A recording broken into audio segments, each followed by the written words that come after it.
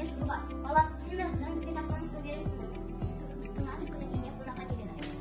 Только капсулада болгона, жалпак десеке.